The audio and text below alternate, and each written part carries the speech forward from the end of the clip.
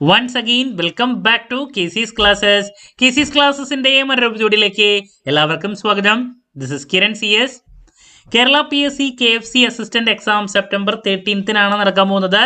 നമ്മൾ smart study videos ആണ് ഇപ്പോൾ ചെയ്തുകൊണ്ടിരിക്കുന്നത്. അതിൻ്റെ ഭാഗമായിട്ട് നമ്മൾ പ്രീവിയസ് ഇയർ ക്വസ്റ്റ്യൻ പേപ്പർ ഡിസ്കഷനാണ് സ്റ്റാർട്ട് ചെയ്തിട്ടുള്ളത്. 3 ദിവസങ്ങളായിട്ട് പ്രീവിയസ് ഇയർ ക്വസ്റ്റ്യൻ പേപ്പറിലെ ഏറ്റവും ഇമ്പോർട്ടൻ്റ് ആയുള്ള പല ചോദ്യങ്ങളും നമ്മൾ ഡിസ്കസ് ചെയ്ത് കഴിഞ്ഞു. അതിൻ്റെ കണ്ടിന്യൂഷനാണ് നമ്മൾ ഇന്നത്തെ വീഡിയോയിൽ ഡിസ്കസ് ചെയ്യാൻ പോകുന്നത്.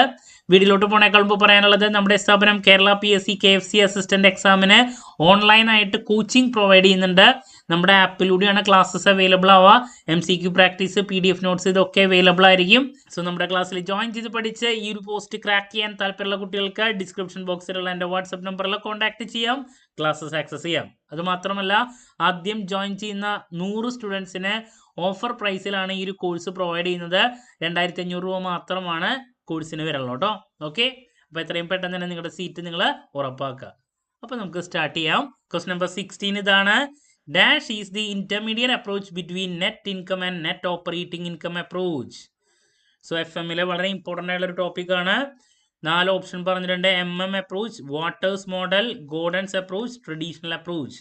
എന്താണ് ആൻസർ വരാം? നെറ്റ് ഇൻകം അപ്രോച്ചിൽ പറയുന്ന എന്താണ്? ക്യാപിറ്റൽ സ്ട്രക്ചർ കൊണ്ട് capital structure actually value of the ഫേമിനെ എഫക്റ്റ് ചെയ്യുന്നതാണ് നെറ്റ് ഇൻകം അപ്രോച്ചിൽ പറയുന്നത്. നെറ്റ് ഓപ്പറേറ്റിംഗ് ഇൻകം അപ്രോച്ച് പറയുന്നത് അത് ഇറലവൻ്റ് ആണെന്നാണ് പറയുന്നത്. ക്യാപിറ്റൽ സ്ട്രക്ചർ എന്ന് പറഞ്ഞാൽ ഇറലവൻ്റ് ആണെന്ന് പറയുന്നത്. ഇതിൻ്റെ രണ്ടെണ്ണത്തിൻ്റെയും മിക്സ്ചർ ആണ് അല്ലെങ്കിൽ ഇൻ്റർമീഡിയറ്റ് ആണ് ട്രഡീഷണൽ അപ്രോച്ച്. അപ്പോൾ ട്രഡീഷണൽ അപ്രോച്ചിനെ പറയുന്ന മറ്റൊരു പേരാണ് ഇൻ്റർമീഡിയറ്റ് അപ്രോച്ച്. ഓക്കെ, അപ്പോൾ ഇത് രണ്ടെണ്ണത്തിൻ്റെയും ഇൻ്റർമീഡിയറ്റ് അപ്രോച്ച് ഏതാണെന്നുള്ളതാണ് ചോദ്യം. അതാണ് traditional approach. Okay, so option D ആണ് ആൻസർ വരാം കേട്ടോ.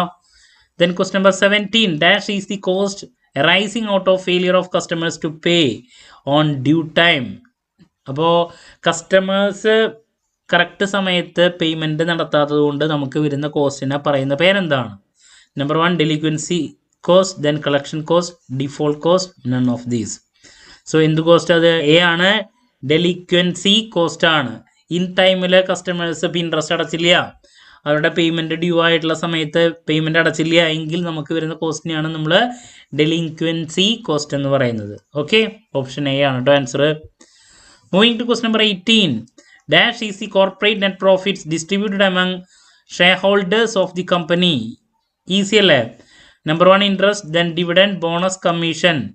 കിട്ടുന്ന നെറ്റ് പ്രോഫിറ്റിൽ നിന്ന് ഷെയർ ഹോൾഡേഴ്സിന് നമ്മൾ കൊടുക്കുന്നത് എന്താണ്? ഡിവിഡൻഡ് അല്ലേ? Okay, easy. Moving to question number 19. Which of the following statements are true about cash management?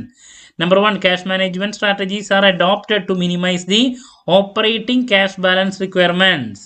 Operating cash balance requirements അത് മിനിമൈസ് ചെയ്യാൻ വേണ്ടിയിട്ടാണ് ക്യാഷ് മാനേജ്മെന്റ് സ്ട്രാറ്റജീസ് നമ്മൾ അപ്ലൈ ചെയ്യണം എന്നുള്ളതാണ് ആദ്യത്തെ സ്റ്റേറ്റ്മെന്റ്. അത് കറക്റ്റാണ്, ട്രൂ ആണ്. Operating cash balance requirements minimise ചെയ്യാൻ വേണ്ടിയിട്ട് തന്നെയാണ് അത് ക്യാഷ് മാനേജ്മെന്റ് സ്ട്രാറ്റജീസ് നമ്മൾ അപ്ലൈ ചെയ്യുന്നത്. അപ്പോൾ ഇത് ട്രൂ ആണ്. Then next, the higher the period of cash cycle the higher the cash turnover. അത് ഫോൾസ് ആണ്. ഈ പറയുന്ന ക്യാഷ് സൈക്കിള് ഹയർ ആകുമ്പോൾ ലോവർ ക്യാഷ് ടേൺ ഓവർ അല്ലേ വരാം. കൂടുതൽ ടൈം എടുക്കുമെങ്കിൽ ക്യാഷ് സൈക്കിള്, അപ്പോൾ നമ്മുടെ ക്യാഷ് ടേൺ ഓവർ ലോവറേ വരല്ലോ അല്ലേ? കാരണം ഇൻവെൻട്രിയിലായിരിക്കും ക്യാഷൊക്കെ സ്റ്റക്കായിട്ട് നിൽക്കുക. അപ്പോൾ ഇത് ഫോൾസ് ആണ്. അപ്പോൾ ഇതിൽ 4 statement. Number 1 only statement 1 is true. ഇതല്ല ശരി, ഓപ്ഷൻ എ ആണ് ശരി. Only statement 1 is true. Okay, moving to question number 20. According to MM theory the market price of the share dash even after the payment of dividend. MM എന്താ പറയുന്നത്? Irrelevant ആണ്. Dividend pay ചെയ്താലും ഇതൊന്നും അതിൻ്റെ കാര്യങ്ങളൊന്നും ഇതിൽ ബാധിക്കില്ല. അൺചേഞ്ച്ഡ് അല്ലേ? Increased, decreased, unchanged, none of these. Irrelevant ആണ്, അൺചേഞ്ച്ഡ് ആണ്. ഡിവിഡൻഡ് പേ ചെയ്തു എന്ന് വെച്ചിട്ട് അതിൻ്റെ ഇഫക്റ്റ് ഒന്നും ഉണ്ടാവില്ല ആണെന്നാണ് MM പറയുന്നത്. സോ ഓപ്ഷൻ സി ആണ് ആൻസർ വരാം. ഓക്കെ, അപ്പോൾ ഇതാണ് നെക്സ്റ്റ് ഒരു 5 ക്വസ്റ്റ്യൻസ് നമ്മൾ ഡിസ്കസ് ചെയ്തിട്ടുള്ളത്.